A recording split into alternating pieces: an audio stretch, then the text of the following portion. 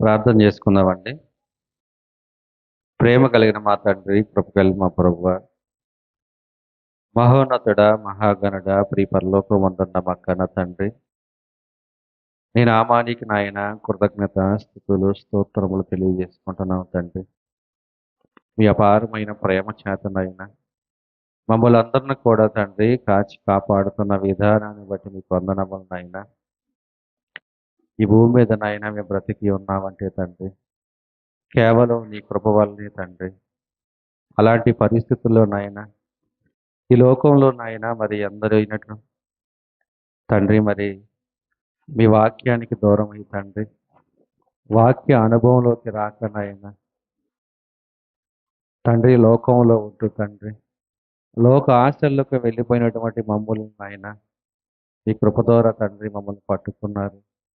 మీ వాక్యంతో నైనా మమ్మల్ని కడిగి పరిశుద్ధంగా మార్చిన విధానాన్ని బట్టి మీకు వందనములు తండ్రి. తండ్రి మరి ఇలాంటి వాక్యాన్ని నైనా మాలో ఉన్నటువంటి మార్పును తండ్రి మరి ఇతరులకు కూడా నైనా తెలియపరిచి తండ్రి, వారిని కూడా తండ్రి చక్కగా యేసుక్రీస్తు వారు చూపించినటువంటి మార్గంలో నడవటానికి తండ్రి, మరి యొక్క గురువారం ఆరాధన కార్యక్రమంలోను, ఆదివారం ఆరాధన కార్యక్రమంలోను తండ్రి మంచి మాటలు తండ్రి మీ యొక్క సత్యమైనటువంటి పరిశుద్ధమైనటువంటి బైబిల్ ద్వారా నాయన విలువైనటువంటి మాటలు తండ్రి మీ ఆత్మ సహాయంతో నేర్చుకొని తండ్రి మీ పిల్లలకు బోధిస్తూ ఉండగా నాయన వారు నా మాటలుగా కాకుండా తండ్రి మీ మాటలుగా వారి హృదయాల్లో స్వీకరించే విధంగా సహాయం చేయండి తండ్రి.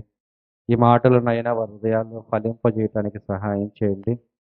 వింటున్నటువంటి మీ పిల్లలు తండ్రి మరి ఎందరైతే ఈ వాక్యాన్ని వింటున్నారో, వింటున్న ప్రతి ఒక్కరు కూడా తండ్రి మనస్ఫూర్తిగా వాక్యాన్ని తండ్రి అంగీకరించడానికి సహాయం చేయండి. వారి జీవితాలకు మేలుకొలుపుగా ఉండడానికి సహాయం చేయండి తండ్రి. వారి కుటుంబాలు కట్టుకోవడానికి అవకాశాన్ని కల్పించమని ప్రాధాయపడుతున్నాం నాయన. ఈ భూమి మీద మేము బ్రతికి ఉన్నప్పుడు మాత్రమే నాయన మా జీవితాల్లో మేము సరిచేసుకోగలం తండ్రి. చనిపోయిన ఒక్క క్షణములోనైనా మరి ఆత్మ మీరున్నటువంటి పరలోకానికి కానీ లేదంటే తండ్రి మరి వేదనకరమైనటువంటి స్థలంలో బాధ అనుభవించడానికి వెళ్ళవలసినటువంటి పరిస్థితి తండ్రి. అలాంటి పరిస్థితుల్లోనైనా యేసుక్రీస్తు వారి రెండో రాకడకు సూచనలు మా కళ్ళ ముందు కనబడుతున్నా సరే తండ్రి, నాయనా మరి మా పరిస్థితులు మా హృదయాల్లో మార్పు లేకుండా ఉన్నటువంటి స్థితిని తండ్రి గమనించినటువంటి మీరు నాయన మీ వాక్యం ద్వారా మాతో హెచ్చరించమని ప్రాధేయపడుతూ తండ్రి ఈ ప్రార్థన యేసుక్రీస్తు వారి నామములో అడిగి వేడుకొంచున్నాం మా పరమ తండ్రి. ఆమేన్. కూడి వచ్చిన ప్రియమైన దేవుని పిల్లలైన మీ అందరికీ మహనీయుడు మన ప్రభు మన రక్షకుడైనటువంటి యేసుక్రీస్తు వారి నామములో నా యొక్క శుభాభివందనాలు తెలియజేసుకుంటున్నాను. ప్రియులరా, దేవుని యొక్క ఉన్నతమైన ప్రేమను బట్టి ఆయన మహాకృపను బట్టి మరి దేవుడు ఎంతగానో మనకి మంచి అవకాశాన్ని ఇచ్చి చక్కగా ఆయన సన్నిధిలో మనం నిలవబడి మరి ఆయన వాక్యాన్ని మనం ధ్యానించుటకు దేవుడు ఇచ్చినటువంటి ఈ అవకాశాన్ని బట్టి మరి తండ్రి అయినటువంటి దేవునికి కృతజ్ఞతాస్థుతులు చెల్లించుకుంటున్నాను. ప్రియులరా, చూడండి మరి సమాజంలో మనము చాలా మందిని చూస్తూ ఉంటాము. ఈ యొక్క మనుషులు మనస్తత్వాలు ఎలా ఉంటాయంటే ఎవరికైనా ఎవరైనా మాట ఇచ్చారనుకోండి, ఆ మాటను నెరవేర్చుకోవడానికి వాళ్ళు ఏం చేస్తారో తెలుసా? వారు అహర్నిశలు కష్టపడి ఆ మాట తప్పిపోకుండా చూసుకోవడానికి వాళ్ళు ఏం చేస్తారు? ట్రై చేస్తారు, కష్టపడతారు. మరి ఇలాంటి పరిస్థితుల్లో ప్రియమైన దేవుని వల్లరా, దేవుడికి కూడా మనం ఏదైనా ఎప్పుడైనా మాట ఇచ్చామనుకోండి, మాట ఇచ్చినటువంటి మనం ఏం చేయాలో తెలుసా? ఆ మాటను నిలబెట్టుకోవడానికి మనము మన జీవితాంతము కూడా అహర్నిశలు మనం కష్టపడాలి ప్రియమైన దేవుని వల్లరా. మరి అలాగే దేవుడు చూడండి ఈ భూమి మీద మనల్ని చక్కగా మరి తల్లి గర్భంలో నుంచి మనల్ని బయటికి తీసుకువచ్చి మంచి వాతావరణాన్ని ఇచ్చి నివాస యోగ్యమైనటువంటి స్థలాన్ని ఇచ్చి మరి తల్లిదండ్రులు కాపుదలను మన మీద ఉంచి మరి దేవుడు ఆయన కృపను మన మీద ఉంచి ప్రియమైన దేవుని వలన చక్కగా దేవుడు మనల్ని ఇక్కడ వరకు తీసుకొచ్చి ఆయన సన్నిధిలో నిలవపెట్టుకొని మరి చక్కగా ఆయన మాటలు వింటూ మనము దేవుడు వాక్యానికి కూడా మనం విలువనివ్వలేనటువంటి పరిస్థితుల్లో ఉన్నాం అనుకోండి, మరి మనం ఆరాధనకు వచ్చిన తర్వాత మనకేమైనా ఉపయోగమా? లేదు ప్రియమైన దేవుని వాళ్ళరా. అందుకని దేవుడు కూడా ఏం చేశాడో తెలుసా? తెలుసా? ఇదిగోండి, మానవ దేహం నిర్మాణంలో మెదడు ఎక్కడుంటది? తలలో ఉంటది. చెవులు ఎక్కడుంటాయి? చెవులు ఎక్కడుంటాయి? ఇదిగోండి. ఈ కను రెప్పలు ఏయైతే ఉన్నాయో కన్నులు, ఈ కన్ను, ముక్కు, నోరు వీటి ప్రక్కనే ఆనుకునే చెవులు ఉంటాయి. అవునా కాదా? మనం ఏదైనా విన్నటువంటి మాట చెవులో నుండి ఎక్కడికి వెళ్ళాలి? మెదడుకి వెళ్ళాలనమాట. ఒకవేళ చెవులు మోకాళ్ళ దగ్గర ఉన్నాయనుకోండి, మనం విన్నటువంటి మాట మోకాళ్ళలో నుండి మెదడుకు వెళ్ళటానికి సమయం పడుతుందా లేదా? పడుతుందా లేదా? కానీ దేవుడు ఏం చేశాడో తెలుసా? అదిగో ఆయన మన మీద చూపించినటువంటి ప్రేమ గాని, ఆయన మనకు నేర్పేటువంటి ఈ వాక్యం గాని, వెంటనే ఆయన హృదయంలోకి తాకాలని మన హృదయాల్లోకి ఆయన ఏం చేశాడో తెలుసా? ఇదిగో ఈ బ్రెయిన్ ఎక్కడుందో బ్రెయిన్‌కు దగ్గరగా ఆయన ఏం చేశాడు? చెవులు నిర్మాణం చేశాడు ప్రియమైన దేవుని వలన.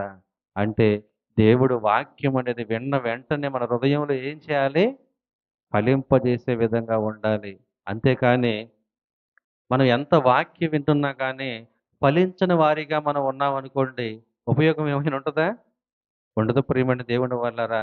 చూడండి హెబ్రీయులు రాసినటువంటి పత్రిక 4వ అధ్యాయము 12వ వచనాన్ని మనం చదువుకుంటే, హెబ్రీయులు రాసినటువంటి పత్రిక 4వ అధ్యాయము 12వ వచనాన్ని మనం చదువుకుంటే, ఎందుకనగా దేవుని వాక్యము సజీవమై బలము గలదై రెండంచులు గల ఎటువంటి ఖడ్గమును వా ఎటువంటి ఖడ్గమును కంటెనో వాడిగా ఉండి ప్రాణాత్మలను, కీళ్లను, మూలుగును విభజించునంత మట్టుకు దూరుచు హృదయము యొక్క తలంపులు, ఆలోచనలను శోధించుచున్నది. చూసారా? దేవుడు వాక్యం మనం విన్న తర్వాత, ఇదిగో ఈ చెవుల నుండి దేవుడు వాక్యం డైరెక్ట్‌గా ఎక్కడికి వెళ్తుంది? బ్రెయిన్‌లోకి వెళ్తుంది. హృదయం ఎక్కడుందంటే మానవుడు ఏం చెప్తాడు తెలుసా? గుండె దగ్గర చేయి పెట్టుకొని, ఇదిగో హృదయం ఇక్కడుందని చూపిస్తాడు. కానీ వాస్తవంగా హృదయం ఎక్కడుంది? తలలో ఉంది ప్రియమైన దేవుని వాళ్ళరా. బ్రెయిను. అర్థమవుతుందా?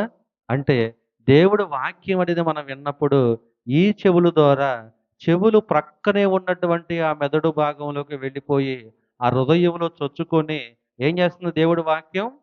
సజీవమై బలము గలదై రెండంచులు గల ఎటువంటి ఖడ్గము కంటెనో వాడిగా ఉండి ప్రాణాత్ములను కీళ్లను మూలుగును విభజించునంత మట్టుకు దూరుచు హృదయము యొక్క తలంపులను ఆలోచనలను శోధించుచున్నది.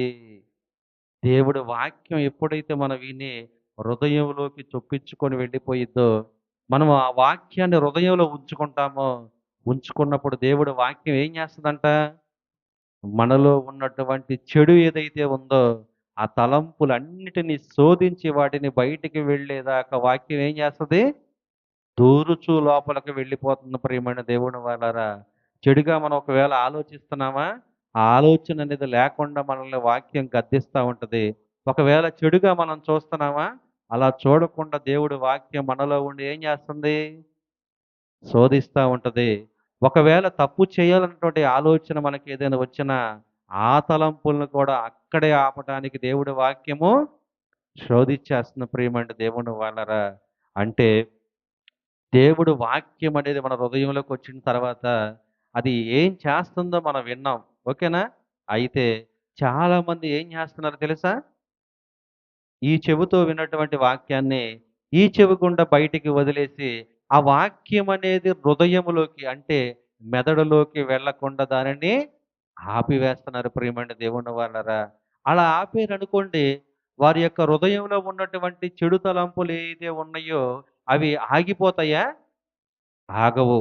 ఎన్ని సంవత్సరాలు నువ్వు క్రైస్తవురాలుగా ఉండి, ప్రతి ఆదివారము, గురువారము, ఇంకొక రోజైనా నీవు ఆరాధనలో కూర్చున్నా సరే, దేవుడు వాక్యం అనేది నీ హృదయంలోకి వెళ్ళకపోతే, నీవు మాత్రము మార్పు చెందని వాడిగానే ఉంటావు ప్రియమైన దేవుని వాళ్ళరా. అందుకని చూడండి, యేసేపు గారు మనం ఐడియా ఉందా? ఉందా యేసేపు గారి గురించి? ఆయన ఏం చేశాడు? చూడండి, అన్నదమ్ములు అందరూ కలిసి యేసేపు గారిని అమ్మివేసుకున్నారు ప్రియమైన దేవుని వాళ్ళారా. అన్నదమ్ములు అందరూ కలిసి యేసేపు గారిని అమ్మివేసుకోవడానికి కారణం ఏంటి? అన్నదమ్ములు అందరూ చేసినటువంటి ప్రతి పనిని కూడా పోసగుచ్చినట్టు తీసుకొచ్చి తన తండ్రి అయినటువంటి యాకోబు గారికి ప్రతిదీ చెప్తున్నాడు. ప్రతిదీ చెప్తున్నారు. ఆ ప్రతిదీ చెప్పేసరికి ఆ అన్నదమ్ములు చేసేటువంటి తప్పులు ఏయైతే ఉన్నాయో వాటన్నిటిని చెప్పేసరికి యాకోబు గారు వారిని ఏం చేస్తున్నాడో తెలుసా? వారు తప్పు చేయకుండా సరిచేయటానికి వాళ్ళని గద్దిస్తున్నాడనమాట. అయితే వీళ్ళేమనుకుంటున్నారు? అరే! మన తమ్ముడైనటువంటి యేసేపు మనకు అడ్డంగా ఉన్నాడు. వీడిని ఏదో ఒకటి చేయాలి. వీడిని ఏదో ఒకటి చేయాలి. మనం ఏదైనా చిన్నది ఏదైనా మరి సమాజంలో ఉన్నాం గదా! ఏదో చోట ఏదో తప్పు చేస్తాం గదా! ఆ తప్పు చేసినప్పుడు దాన్ని తీసుకువెళ్ళి తండ్రికి చెప్తే తండ్రేమో ప్రతిసారి మనల్ని కోప్పడతానే ఉంటున్నాడు. కాబట్టి అసలు ఈ యేసేపు అనేవాడే మనకు లేకుండా ఉంటే మనకింకా తిరుగుండదు. మనం ఏం చేసినా కూడా ఇంక తండ్రికి చెప్పటానికి అవకాశము, తండ్రికి తెలియటానికి అవకాశం ఉండదని ఆ యేసేపుని చంపటానికి కూడా వాళ్ళు వెనకాడలేదు ప్రియమైన దేవుని వల్లరా. వాళ్ళలో వాళ్ళే ఒకళ్ళు ఆలోచించుకొని ఏం చేశారంటే, అరే! చంపటం అనేది మరి మంచిది కాదు. ఇతన్ని అమ్మేసేద్దామని చెప్పేసి ఐగుప్తు దేశంలో ఎవరైతే వ్యాపారం చేసుకోవడానికి వస్తారో వారికి యేసేపు గారినే అమ్మివేశారనమాట. అవునా కాదా? అమ్మివేశారు. అమ్మివేసిన తర్వాత ప్రియమైన దేవుని వాళ్ళరా, తర్వాత కొద్ది కాలానికి ఆయన ఎన్నో శ్రమలు అనుభవించాడు, బాధలు అనుభవించాడు, జైల్లో ఉన్నాడు. ఒక నిందను మోసాడు ఆయన. మరి కొన్ని సార్లయితే ఆహారం లేనటువంటి పరిస్థితులు గూడా ఆయనకి ఉండొచ్చు. ఎందుకంటే మొదట్లో ఆయనకి ఏ ఉద్యోగం లేదు కదా! బానిసత్వంగా అమ్మిన తర్వాత ఆయన ఎన్నో శ్రమలు అనుభవించే ఉంటాడు కదా! తర్వాత ప్రియమైన దేవుని వాళ్ళరా, ఆయన నిజాయితీని బట్టి, ఆయన చేసేటువంటి పనిలో నమ్మకత్వాన్ని బట్టి, మరి దేవుడు అక్కడ ఉన్నటువంటి వాళ్ళకి ఆయన మీద ఒక మంచి అభిప్రాయాన్ని కలగజేసి, ఆయనకు ఒక ఉన్నతమైనటువంటి స్థానాన్ని ఇచ్చాడు. ఆ యొక్క ఐగుప్తు దేశంలో మంత్రిగా ఉండటానికి ఆయనకి అవకాశం కలిగిందనమాట. అవునా కాదా? అలాంటి పరిస్థితుల్లో ప్రియమైన దేవుని వల్లరా ఒకరోజు కరువొచ్చింది. ఆ కరువొచ్చిన తర్వాత ఆహారము, ధాన్యము కొనుక్కోవటానికి అన్ని దేశాల వారు ఆ యొక్క ఐగుప్తు దేశానికి వస్తున్నారు. ఆళ్ళతో పాటు వాళ్ళ అన్నలైనటువంటి వాళ్ళు కూడా యాకోబు అయినటువంటి ఆయన తండ్రి గారు ఆ అన్నల్ని పంపించి, "అరే! ఆహారం లేదు, కరువొచ్చింది. వెళ్లి ఐగుప్తు దేశంలో ఆహారం ఉందంట కొనుక్కురండి" అని చెప్పి పంపించారనమాట. ఈ పంపించినటువంటి పరిస్థితుల్లో ఆ యాకోబు గారు అన్నదమ్ములు ఆ పిల్లల్ని పంపించేసాడు గదా!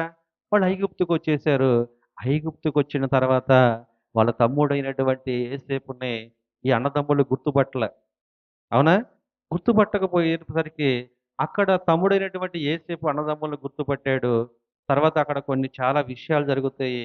ఆ విషయాలు జరిగిన తర్వాత అంత అవగాహన చెప్తాడనమాట. అయ్యా! ఈ కరువు అనేది 1 సంవత్సరం కాదు, 7 సంవత్సరాలుంది. నీవు తండ్రిని కూడా తీసుకొని ఇక్కడికొచ్చేసేయండి. మీకు కావలసినటువంటి ఆహారాన్నంతా నేనిక్కడే సమకూరుస్తానని చెప్పి మాట్లాడటం జరిగింది.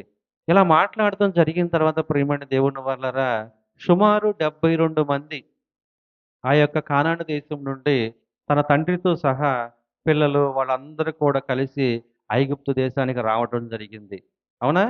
ఐగుప్తు దేశానికి వచ్చిన తర్వాత ఆ యొక్క ఎవరైతే ఫరో ఉన్నారో ఆ ఫరో దగ్గరికి ఈ మంత్రిగా ఉన్నటువంటి యోసేపు గారు వెళ్ళి, "ఇదిగో మా తల్లిదండ్రులు వచ్చారు, మా అన్నదమ్ములు వచ్చారు" అని చెప్పి మాట్లాడి వాళ్ళకొక భూభాగాన్ని ఇప్పించి వాళ్ళకు కావలసినటువంటి ఆహారాన్ని సమృద్ధిగా ఉండటానికి ఒప్పించాడు ప్రియమైన దేవుని వాళ్ళరా. అయితే ఒప్పించాడు. మరి ఎప్పుడైతే ఈ యొక్క మంత్రిగా ఉన్నటువంటి ఈయన అన్నదమ్ములు ఎప్పుడైతే ఆహారాన్ని కొనుక్కోటానికి వచ్చారో, వచ్చిన వారిని చూసి వారితో ఏమైనా పగగా ఏమైనా, కల్మషంగా ఏమైనా మాట్లాడాడా? ఇదిగో మీరు అమ్మటం వల్లనే కదా నేనిక్కడికి వచ్చింది. నాకు ఇన్ని ఇబ్బందులు వచ్చినయి. మీరు దుర్మార్గులు, దుష్టులు అని చెప్పి ఏమైనా వారితో ఏమైనా మాట్లాడాడా? మాట్లాడలేదు ప్రియమైన దేవుని వాళ్ళరా. మాట్లాడకపోగా ఏమైందో తెలుసా? ఏమైందో తెలుసా? ఇదిగో దేవుడికొక ప్రణాళిక ఉంది. ముందుగా నేను అమ్మబడి ఇక్కడ రావటానికి కారణం ఏంటంటే, నా కుటుంబంలో ఉన్నటువంటి కుటుంబానికొచ్చినటువంటి కరువేదైతే ఉందో, ఒకవేళ ముందు నేను అమ్మబడి ఐగుప్తు దేశానికి వచ్చి మంత్రిని కాకపోతే, కరువులో ఉన్నటువంటి చాలా దేశాల్లో ఉన్నటువంటి ప్రజలు మరి ఆహారం లేక ఎలాగైతే చనిపోతారో, మేము కూడా ఆ యొక్క ఆహారం లేక కరువులోనే చనిపోయేటువంటి పరిస్థితికి వెళ్ళిపోతాం కాబట్టి, దేవుడే ముందుగా నన్ను ఇక్కడికి పంపించాడని ఆయన ఒక మంచి ఆలోచన కలిగి ఉన్నాడు. అర్థమవుతుందా? అంటే ఆయన చెడును కూడా ఎలా మలుచుకుంటున్నాడు?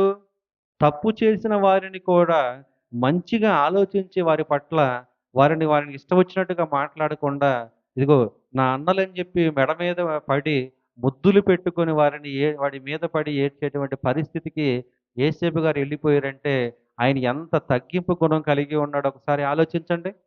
ఆలోచించండి. కుటుంబాల్లో ఉన్నటువంటి మనం ప్రియమైన దేవుని వాళ్ళరా, ఎవరో ఏదో అన్నారని కుటుంబంలో ఉన్న వాళ్ళని కూడా మనం మాట్లాడకుండా సంవత్సరాలు, సంవత్సరాలు వాళ్ళని దూరం పెట్టేటువంటి పరిస్థితి ఈరోజు లేదా? ఏదో ఒక మాట అన్నారని ఒక అన్నను మనం దూరం పెట్టేటువంటి పరిస్థితి. ఏదో ఒక మాట అన్నారని ఒక అత్తతో మనం మాట్లాడలేనటువంటి పరిస్థితి. మరి మన కుటుంబాల్లో కనపడుతున్నాయా లేదా? అంటే మరి మనం దేవుడు వాక్యంలో ఉంటే అలా ఉండొచ్చా? ఉండకూడదు ప్రియమైన దేవుని వలరా. చూసారా దేవుడు రక్త సంబంధానికి ఎంత ప్రాముఖ్యత ఇస్తున్నాడో.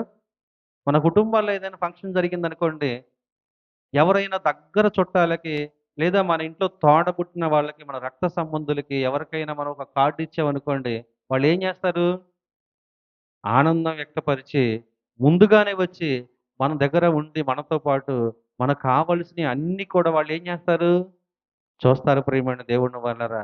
అదే దూరపు బంధువులైతే, అదే తెలిసిన వారైతే ఫంక్షన్‌కి ఆ టయానికి వచ్చి వాళ్ళు ఆ ఫంక్షన్ చూసుకొని తిరిగి వెళ్ళిపోయేటువంటి పరిస్థితికి ఉంటుందన్నమాట. అంటే రక్త సంబంధములో ఎంత ప్రాముఖ్యత ఉందో ఒక్కసారి మనం ఆలోచించుకోవాలి. అవునా కాదా? అలాగే యేసేపు గారు కూడా చేసింది ఇదే. అన్నదమ్ములు చేసినటువంటి తప్పుల్ని మాత్రం ఆయన జ్ఞాపకం చేసుకోకుండా, వచ్చినటువంటి కరువును మాత్రమే దృష్టిలో పెట్టుకొని, ఆ కుటుంబాన్ని అంతటిని కూడా ఆహారం సమకూర్చడానికి ఆయన ప్రయత్నం చేశాడు. అది ప్రయత్నం అనేది సఫలమైంది ప్రియమైన దేవుని వాళ్ళరా. చూడండి, ఆ సఫలమైనటువంటి పరిస్థితుల్లో ఆయన వృద్ధాప్యం వచ్చేసరికి, ఆ వృద్ధాప్యంలో ఆయన మాట్లాడుతున్న మాట చూడండి. ఆదికాండము 50వ అధ్యాయము. ఆదికాండము 50వ అధ్యాయము 24వ వచనం, 25వ వచనం చదవండి. యోసేపు తన సహోదరులను చూచి, నేను చనిపోచున్నాను. దేవుడు నిశ్చయముగా మిమ్మును చూడవచ్చి, ఈ ఐగుప్తు దేశంలో నుండి తాను అబ్రహాము, ఇస్సాకుకు, యాకోబులతో ప్రమాణం చేసి ఇచ్చిన దేశమునకు మిమ్మును తీసుకొని పోవునని చెప్పెను. మరియు యోసేపు, దేవుడు నిశ్చయముగా మిమ్మును చూడవచ్చును. అప్పుడు మీరు నా ఎముకలను ఇక్కడి నుండి తీసుకొని పోవలనని చెప్పి ఇజ్రాయేలు కుమారుల చేత ప్రమాణము చేయించుకొనెను. చూసారా? యోసేపు గారికి వృద్ధాప్యం వచ్చింది. అవునా? వృద్ధాప్యంలో ఆయన ఏం చేస్తున్నాడు? ఆళ్ళున్నటువంటి సహోదరులందరిని పిలిచాడు. పిలిచి, "అరే! నన్ను మాత్రం ఇక్కడి నుంచి దేవుడు నిశ్చయముగా మనల్ని చూస్తానికి వస్తాడని అబ్రహాం గారికి, ఇస్సాకు గారికి, యాకోబు గారికి దేవుడు వాగ్దానం చేశాడు కదా! ఇదిగో ఈ యొక్క కానాను దేశాన్ని మనకు స్వాస్థ్యంగా దేవుడు ఇస్తాడని చెప్పి మనకు ఒప్పందం చేశాడు కదా! అయితే ఎన్ని సంవత్సరాలకైనా సరే దేవుడు ఖచ్చితంగా మిమ్మల్ని చూడటానికి వస్తాడు. మీరు ఏ పరిస్థితుల్లో ఉన్నా సరే దేవుడు మిమ్మల్ని ఇక్కడి నుంచి తీసుకొని వెళతాడు. ఆ వెళ్ళేటప్పుడు మీరేం చేస్తారంటే, ఇదిగో నేను చనిపోతాను గదా!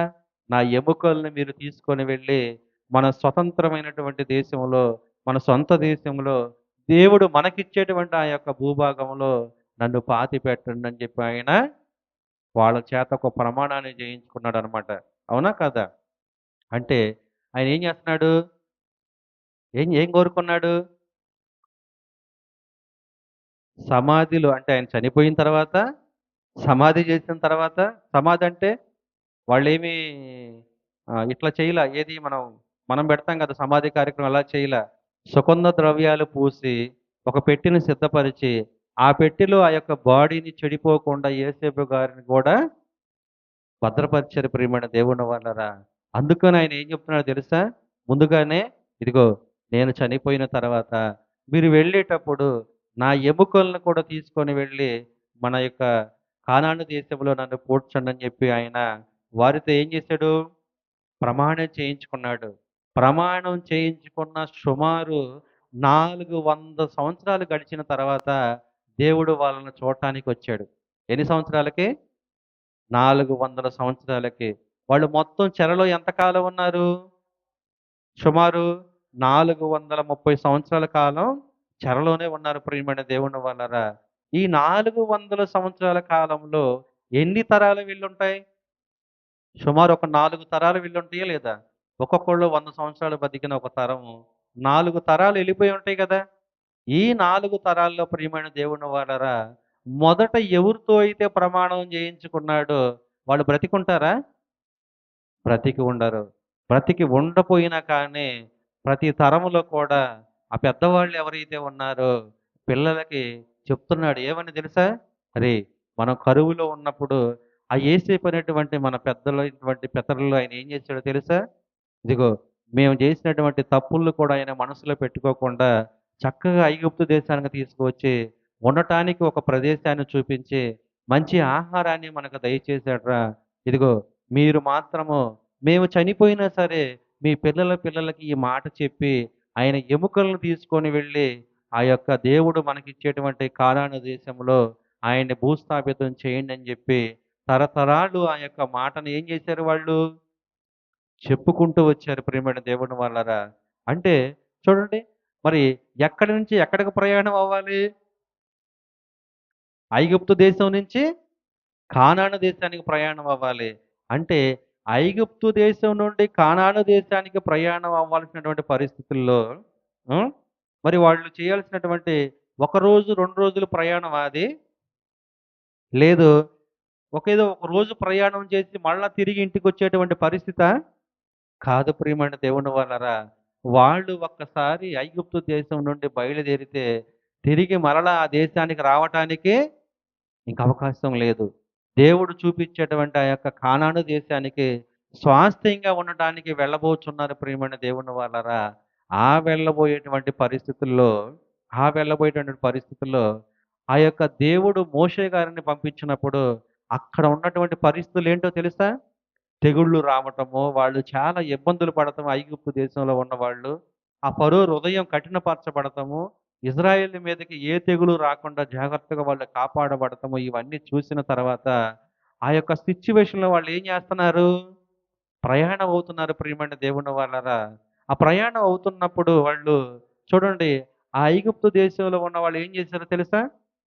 వాళ్ళ హృదయాలు మార్చుకొని మీద ప్రేమ చూపిచ్చి, వాళ్ళ దగ్గర ఉన్నటువంటి బంగారాన్ని గూడా ఇచ్చారు ప్రియమైన దేవుని వాళ్ళారా.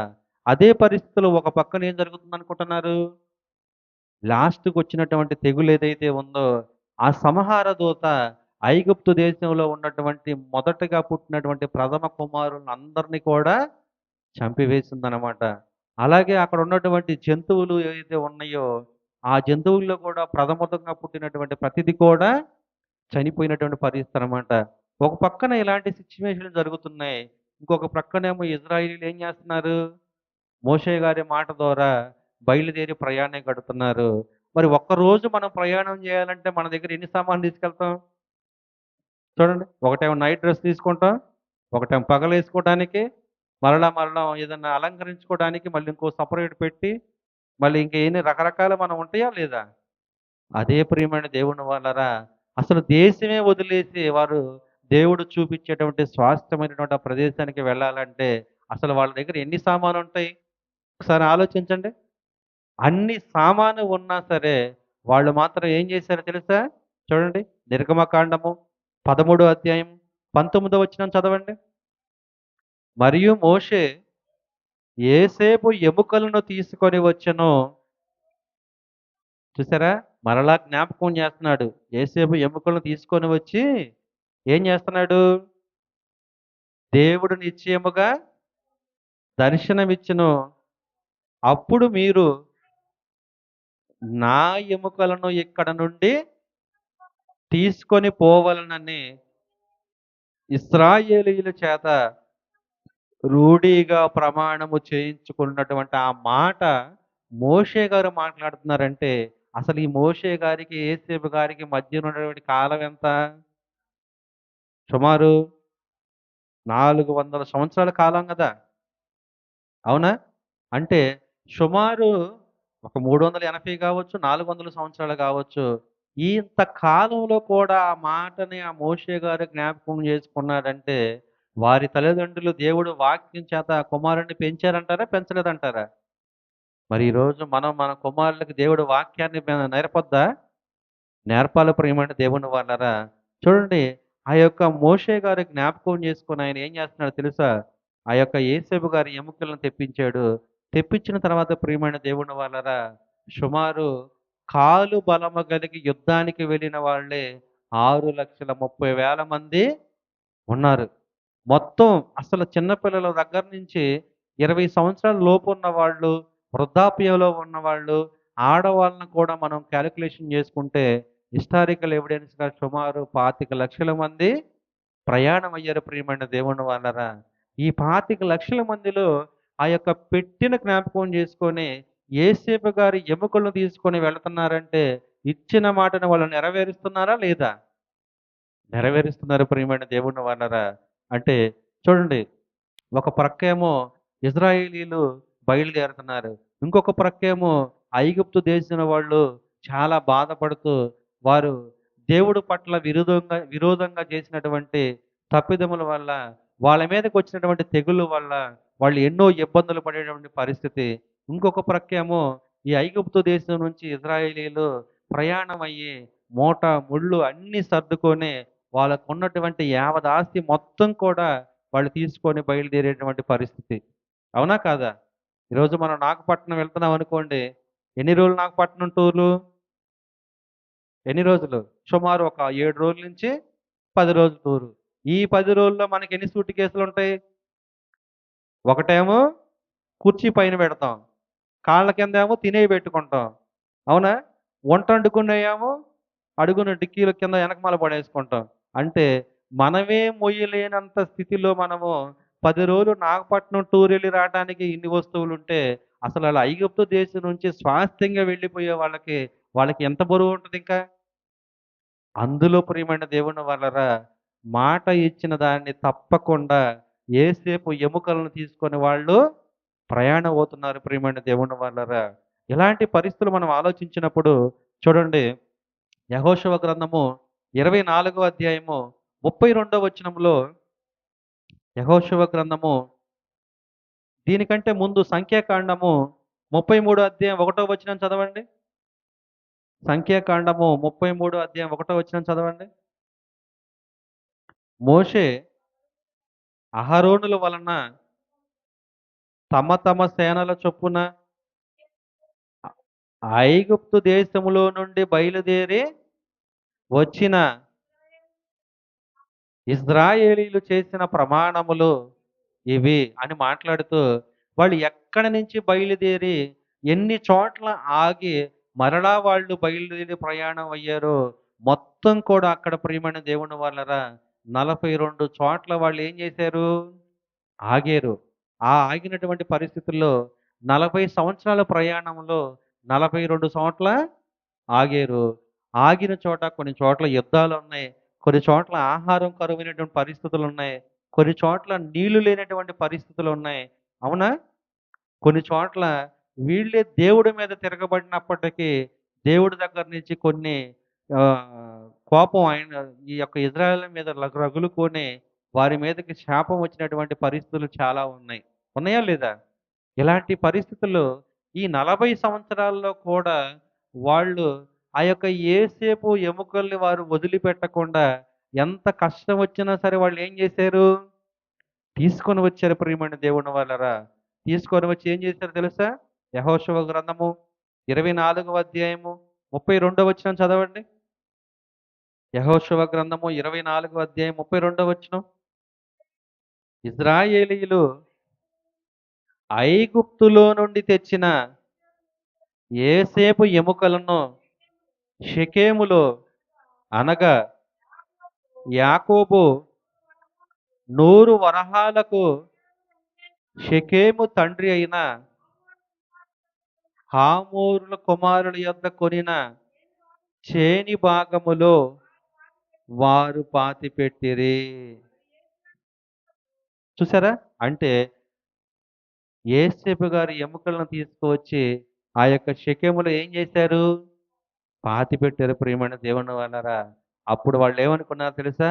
హమ్మయ్య! మా పితరులైనటువంటి యేసేపుకిచ్చినటువంటి మాటను మేమేం చేశాం? నెరవేర్చామని చెప్పి వాళ్ళు అప్పుడు తన ప్రాణాన్ని తేలిక చేసుకున్నారు వాళ్ళు. అవునా కాదా? చూడండి 40 సంవత్సరాల కాలంలో వారు ప్రయాణం చేస్తుండగా వారి వస్తువులతో పాటు శవంలో ఉన్నటువంటి ఆ పెట్టెను కూడా మోసుకురావడం ఎంత కష్టమో ఆలోచించండి. ఆలోచించండి. ఈరోజు మనము ఒక చనిపోయినటువంటి వ్యక్తిని ఇక్కడి నుంచి మన శ్మశానం దగ్గరకు తీసుకువెళ్ళటానికి మోయలేక ఏదో ఒక వాహనాన్ని పెట్టుకొని మనం ఏం చేస్తున్నాం? ఏం చేస్తున్నాం? తీసుకువెళ్తున్నాం ప్రియమైన దేవుని వాహనం మీద. కానీ వాళ్ళు 40 సంవత్సరాలు వాళ్ళు వాళ్ళ భుజాల మీద యేసేపు ఎముకలతో ఉన్నటువంటి ఆ యొక్క పెట్టెని మోసుకు వెళ్ళారనమాట. అంటే వాళ్ళు ఆయనకిచ్చినటువంటి మాట మీద ఎంత గౌరవంగా ఆ మాటను నిలబెట్టుకున్నారో ఒకసారి ఆలోచించండి. ఆలోచించండి. ఈరోజు మనం కూడా మనం ఎలా ఉండాలి? ఇచ్చిన మాటని నిలబెట్టుకునే వారిగా ఉండాలి. అలా అనుకుంటున్నాం ఓకే బాగానే ఉంది. ఇచ్చిన మాటను నిలబెట్టుకునే వారిగా ఉండాలని చెప్పి ఏం చేస్తున్నాం తెలుసా? ఆ మాటను నెరవేర్చుకోకపోతే అవసరమైతే ప్రాణాలను కూడా తీసుకువేసుకోవడానికి వెనకాడినటువంటి పరిస్థితికి వెళ్ళిపోతున్నాం అన్నమాట. అవునా కదా? ఎందుకు? అందరి ముందు మనం షేమైపోతాం. అందరి వలన మనకి మాట పోయిద్ది అని చెప్పి సమాజంలో ఎవరికైనా ఒక మాట మనం ఇచ్చామనుకోండి, ఆ మాటను నెరవేర్చలేని పరిస్థితుల్లో వాళ్ళు షేమ్‌గా ఫీల్ అయిపోయి ప్రాణాలను కూడా తీసుకోవడానికి వాళ్ళు వెనకాడట్లేదు ప్రియమైన దేవుని వాళ్ళారా. కానీ దేవుడు మనల్ని అది కోరుకుంటున్నాడా? కాదు. చూడండి మరి ఈరోజు మనం బాప్టిజం ద్వారా దేవునికి మనం ఏం చేసాం? ఏం చేసాం బాప్తిస్మం ద్వారా?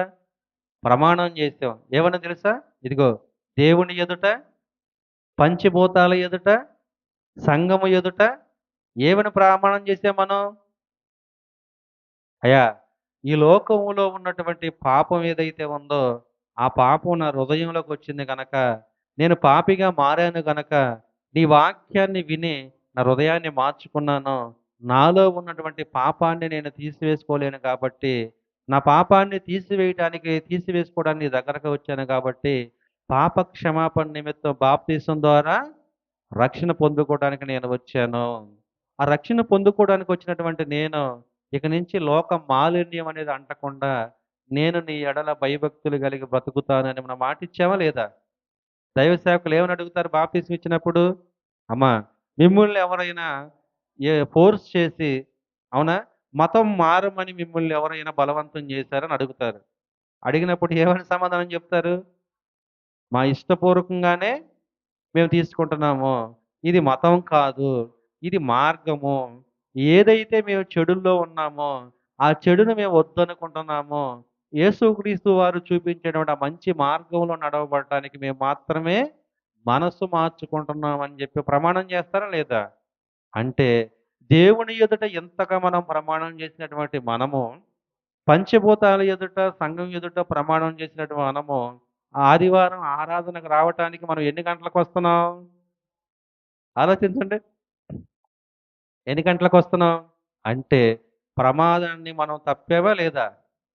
తప్పుతున్నాం ప్రియమైన దేవుని వాళ్ళారా. ఆ ప్రమాణాన్ని మనం తప్పకుండా ఉండాలంటే ఏం చేయాలో తెలుసా?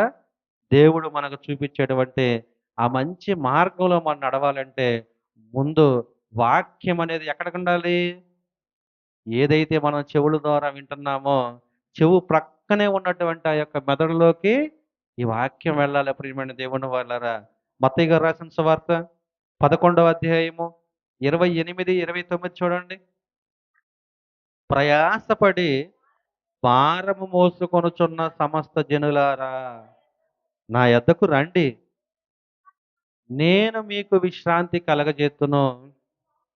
నేను సాత్వికుడను, దీన మనస్సు గలవాడను గనుక మీ మీద నా కాడి ఎత్తుకొని నా యొద్ద నేర్చుకొనుడి. అప్పుడు మీ ప్రాణములకు విశ్రాంతి దొరుకును. తర్వాత ఏలయనగా నా కాడి సులువుగాను నా భారము తేలికగాను ఉన్నవి. చూసారా? ఏం కోరుకుంటున్నాడు దేవుడు? ఇదిగో, ప్రయాసపడి భారం మోసుకొనుచున్న సమస్త జనులారా. ఏంటా ప్రయాసం? లోక మాలిన్యం అనేది ఏదైతే ఉందో అది ప్రయాసపడి మనం భారాన్ని మోసుకుంటున్నాం అన్నమాట. ఆ చెడు ఏదైతే ఉందో, ఆ చెడు తలంపులు ఏవైతే ఉన్నాయో, చెడు ఆలోచనలు ఏవైతే ఉన్నాయో, చెడు పనులు ఏవైతే ఉన్నాయో, వాటన్నిటిని కూడా మనం ఏం చేస్తున్నాం? ఆకర్షింపబడుతున్నాం అన్నమాట. అంటే ప్రయాసముతో మనం దానిని తెచ్చుకుంటున్నాం ప్రియమైన దేవుని వాళ్ళరా. అప్పుడు దేవుడు అంటున్నాడు, ప్రయాసపడి భారం మోసుకొనుచున్నటువంటి సమస్త జనులారా, నా యొద్దకు రండి. నేను మీకు విశ్రాంతిని కలగజేస్తాను. నా కాడి సులువైనది, తేలికైనదని మాట్లాడుతున్నాడు. ఆ కాడిని ఆయన ఏమో మొయ్యమంటున్నాడా? వదిలేయమంటున్నాడా? చూడండి, ఏదైనా ఎద్దులకి మనం ఒక కాడిని గనక వేసామనుకోండి, అవి బ్రెయిన్‌లో ఏమనుకుంటాయి? ఫిక్స్ అయిపోతాయి. అంటే నా యజమాని నన్ను ఈ పొలమంతా దున్నటానికి నన్ను రెడీ చేస్తున్నాడని చెప్పి ఫిక్స్ అయిపోతాయి. ఫిక్స్ అయిపోయిన తర్వాత కాడి మీద వేసిన తర్వాత అవి పొలంలోకెళ్ళి దున్నకుండా ఎటు పడితే అటు వెళ్ళిపోతాయా? వెళ్ళవు ప్రియమైన దేవుని వాళ్ళరా. ఒక చిన్న పిల్లవాడిని మనం ఉదయాన్నే లేపి స్కూల్ యూనిఫామ్ వేసామనుకోండి, యూనిఫామ్ వేసినటువంటి వెంటనే ఆ పిల్లోడికి ఏం అర్థమైపోద్ది? ఈరోజు నేను స్కూలుకి వెళ్ళాలి అని అర్థమైద్దా లేదా? అట్లాగే ఒక యూనిఫామ్‌లో ఒక పోలీస్ ఆఫీసర్‌ని మనం చూసామనుకోండి, ఆ యూనిఫామ్‌లో ఉన్నటువంటి పోలీస్ ఆఫీసర్‌ని చూసిన తర్వాత మనకేం అర్థమైద్ది? ఈయన ఈరోజు డ్యూటీలో ఉన్నాడు. మరి దేవుడు మనకిచ్చినటువంటి ఈ డ్యూటీ ఎంతకాలం ప్రియమైన దేవుని వాళ్ళని ఆలోచిస్తే కొరింథీయులకు రాసినటువంటి మొదటి పత్రిక, కొరింథీయులకు రాసినటువంటి మొదటి పత్రిక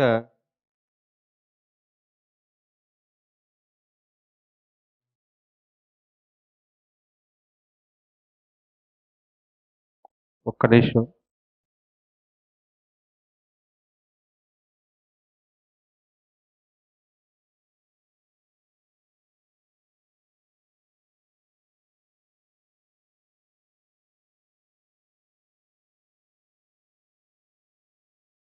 9వ అధ్యాయము, 9వ అధ్యాయము 15, 16, 14 కూడా చూద్దాం. 14 కూడా. 14, 15, 16. కొరింథీయులకు రాసినటువంటి మొదటి పత్రిక 9వ అధ్యాయము 14వ వచనం, 15వ వచనం, 16వ వచనం ప్రియమైన దేవుని వాళ్ళారా. అలాగున సువార్త ప్రచురించువారు సువార్త వలన జీవింపవలెనని ప్రభువు నియమించి ఉన్నాడు. నేనైతే వీటిలో దేనినైనను వినియోగించుకొనలేదు. మీరు నా ఎడల ఎలాగున జరిగింపవలనని ఈ సంగతులు వ్రాయను లేదు. ఎవడైనను నా అతిశయమును నిరర్థకము చేయుట కంటే నాకు మరణమే మేలని మాట్లాడుతూ 16 చూడండి. ఆ! నేను సువార్తను ప్రకటించుచున్నాను. నాకు అతిశయ కారణము లేదు. చూసారా? అంటే ఈ దేవుడు వాక్యాన్ని ఎవరైతే ప్రకటిస్తారో, ఆ ప్రకటించిన వాళ్ళు అతిశయపోవటానికి ఏమీ లేదు ప్రియమైన దేవుని వాళ్ళరా. ఎందుకు లేదు? దేవుడే వారిని నియమించి ఆ యొక్క సువార్త ప్రకటించేటువంటి జ్ఞానాన్ని ఎవరిస్తున్నారు? దేవుడిస్తున్నాడు. అందుకే అతిశయం కారణము లేదు. తర్వాత ఏమంటున్నాడు చూడండి. సువార్తను ప్రకటింపవలసిన భారము నా మీద మోపబడి ఉన్నది. చూసారా? కాడినెత్తుకోమన్నాడు ఇందాక. ఏం కాడది? ఎద్దుల మీద ఆ మెడ మీద కాడి పడిందంటే ఖచ్చితంగా అవి దున్నటానికి వెళ్ళాల్సిందే ప్రియమైన దేవుని వలన. పిల్లవాడు ఒంటి మీద యూనిఫామ్ పడిందంటే ఖచ్చితంగా స్కూలుకి వెళ్ళాల్సిందే. బాప్తిసం ద్వారా నీవు దేవుడికి ఒక ప్రమాణం చేసి రక్షణ భాగ్యంలోకి వచ్చావంటే ఖచ్చితంగా నీవు నీ మనసును మార్చుకోవలసిందే. లోక సంబంధమైనటువంటి ఆలోచనలకు నీవు వెళ్ళకూడదు ప్రియమైన దేవుని వాళ్ళరా. దేవుడు కార్యక్రమాల్లో మాత్రం ఎలా ఉండాలి మనం? ఎలా ఉండాలి? క్రమంగా, మర్యాదపూర్వకంగా ఉండాలని మనవి చేసుకుంటున్నాను. అలాగే ప్రియమైన దేవుని వాళ్ళరా, తర్వాత ఏమంటున్నాడు ఇంకిక్కడ? సువార్త ప్రకటింపవలెనన్న అయ్యో, నేను సువార్తను ప్రకటింపపోయిన ఎడల నాకు శ్రమ. అంటే సువార్త భారం అనేది నీ మీద ఉంది. ఆ సువార్త భారాన్ని నువ్వు మోయాలంటే ఏం చేయాలో తెలుసా? నీకు తెలిసినటువంటి జ్ఞానాన్ని నీకు తెలిసిన వారికి చెప్పాలి ప్రియమైన దేవుని వాళ్ళని. తెలిసిన జ్ఞానం అంటే ఏంటి? క్రీస్తు మరణ పునరుద్ధానమే సువార్తను ప్రకటించడం. జ్ఞాపకం ఉంచుకోండి ఇది. అంటే మనము కొన్ని విషయాల్లో ఒక మాట ఇక్కడ ఇలా ఉంది, ఒక మాట అక్కడ అలా ఉందని చెప్పి డిస్కషన్ చేసుకోవడం అనేది చాలా మంది జరుగుతూ ఉంటది. అది సువార్త కాదు. సువార్త అంటే ఏంటి? క్రీస్తు మరణ పునరుద్ధానము. అంటే యేసుక్రీస్తు వారు నా కొరకు నా పాపాలు క్షమించడానికి, నాలో ఉన్నటువంటి పాపాలను తీసివేయడానికి ఆయన ఈ లోకానికి వచ్చాడు అనేటువంటి విషయాన్ని తెలుసుకున్నటువంటి నేనేం చేస్తున్నాను? ఆయన కాడి సులువైనది, భారమైనది కాదు కాబట్టి ఆ కాడిని ఎత్తుకొని సువార్త ప్రకటింపవలసినటువంటి భారం నా మీద ఉంది కాబట్టి ఆ సువార్త ప్రకటించడానికి నేనేం చేయాలి? ప్రయత్నం చేయాలి ప్రియమైన దేవుని వాళ్ళారా. అంటే దేవుడి వాక్యాన్ని నేర్చుకోవాలి. నా జీవితంలో తప్పులు చేయకుండా వాక్యం ఆధారంగా నేను బ్రతకాలి. తెలిసినటువంటి జ్ఞానాన్ని తెలిసిన వారికి ప్రకటించాలి ప్రియమైన దేవుని వాళ్ళారా. అంటే ఇది మతమా? కాదు. మరి ఏంటది? మార్గం. ఏంటి మార్గం? లోక పాపములో ఉన్నటువంటి మనల్ని ఏది మంచో, ఏది చెడో తెలియనటువంటి పరిస్థితుల్లో మనం ఉన్నప్పుడు దేవుడు తన వాక్కు చేత మనల్ని పట్టుకొని మంచి నడవడి మనకు నేర్పించి, ఇది మంచి, ఇది చెడు అని చూపించి, మంచి ఆలోచనలు మనకు కలగజేసి, మనం కుటుంబాలను కట్టే విధంగా మనలో మార్పు తీసుకొచ్చినటువంటి దేవుడికి మనం ఏం చేయాలి? కృతజ్ఞత స్తుతులు చెల్లించాలి ప్రియమైన దేవుని వాళ్ళారా. మరి కృతజ్ఞత స్తుతులు చెల్లిస్తున్నానంటే సరిపోయిద్దా? సరిపోదు. మరి మనం ఏం చేయాలి? ముందుగా ఆరాధనకు రావాలి. దేవునికి ప్రార్థన ద్వారా కృతజ్ఞతాస్తుతులు చెల్లించాలి. ఒక పాట ద్వారా ఆయన్ని మహిమపరచాలి. ఒక వాక్యం ద్వారా ఆయన్ని కనపరిచే విధంగా మన జీవితాలు ఉండాలని మనస్ఫూర్తిగా కోరుకుంటున్నాను. ఓకేనా? అంటే ఈ విషయాలన్నిటిని మనం ఆలోచించిన తర్వాత మనకేం అర్థం కావాలి? యేసేపు గారు చనిపోయిన తర్వాత చనిపోయినటువంటి పెట్టిన మన శవం అంటామా లేదా? అంటే ఆ యేసేపు గారికి ఇచ్చినటువంటి మాటను నిలబెట్టుకోవటానికి దేవుడు ఏం చేసి ఇజ్రాయేలీయులు ఏం చేశారు? ఆ శవపేటికను ఆళ్ళు భుజాల మీద 40 సంవత్సరాలు మోసి కానాను దేశానికి వచ్చి వాళ్ళు భూస్థాపితం చేశారు ప్రియమైన దేవుని వాళ్ళారా. ప్రభువైనటువంటి యేసుక్రీస్తు వారు ఎందుకొచ్చాడు ఈ లోకానికి? ఎందుకొచ్చాడు? ఇదిగో నేను పాపం అనేటువంటి ఈ యొక్క లోకములో పాపాన్ని అంటించుకొని చచ్చిన వారై ఉన్నటువంటి మనల్ని తిరిగి బ్రతికించటానికి ఆయన వచ్చాడు. మనల్ని బ్రతికించాడు ప్రియమైన దేవుని వాళ్ళారా. మనం చనిపోయిన తర్వాత ఏ దేహం అయితే ఆ మట్టిలో కలిసిపోతుందో ఆయన రెండో రాకడలో కూడా దేనిలో ఎలా వస్తాడంటున్నాడు? మేఘారూఢై మేఘమండలం మీద వస్తానంటున్నాడా? వచ్చినటువంటి ఆయన ఈ భూమి మీద మన దేహాలు బ్రతికి ఉన్నామనుకోండి, మేఘం మీద మనం అలా యేసుక్రీస్తుని ఎదుర్కోవడానికి వెళతాం. ఒకవేళ చనిపోయామనుకోండి, చనిపోయినటువంటి మన శవాలు ఎక్కడుంటాయి? భూమిలో ఉంటాయా లేదా? భూమిలో దేహం అంతా కుళ్ళిపోయినా సరే, ఎముకలన్నిటిని మరలా రప్పించి, మరలా మన దేహాలు మనకు తిరిగి తీసుకునే విధంగా ఆయన వాక్కు ద్వారా, ఆయన మాట ద్వారా ఈ భూమిలో పాతిపెట్టినటువంటి, కాల్చినటువంటి అర్థమవుతుందా? ఎక్కడెక్కడో సముద్రాల్లో పడిపోయినటువంటి ప్రతి దేహం కూడా తిరిగి మళ్ళీ రూపాన్ని ధరించుకొని యేసుక్రీస్తు వారి ఎదుట నిలబడుతున్న ప్రియమైన దేవుని వాళ్ళారా. అంటే ఒక యేసేపు గారికి ఇచ్చినటువంటి ప్రమాణాన్ని నెరవేర్చడానికి వాళ్ళు ఒక సమాధి పెట్టిని 40 సంవత్సరాలు మోస్తే మరి యేసుక్రీస్తు వారు మనం బ్రతికించడానికి ఆయనే సిలువలో ప్రాణత్యాగం అయ్యి రక్తాన్ని కార్చి మనము పాప క్షమాపణ నిమిత్తం ప్రమాణం చేసి రక్షణ భాగ్యంలోకి వచ్చినటువంటి మనము మన జీవిత కాలం కూడా ఏం చేయాలి? పెట్టిన మొయ్యాలా మనం కూడా? పెట్టిన మొయ్యాలా? కాదు ప్రియమైన దేవుని వాళ్ళరా. సువార్త ప్రకటించడానికి, ఆ సువార్త ప్రకటించేటువంటి భారం అనేది మన భుజాల మీద వేసుకోవాలన్నమాట. అర్థమవుతుందా?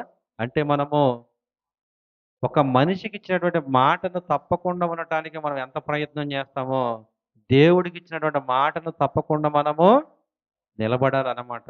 అంతకంటే ఎక్కువగా భయపడాలి.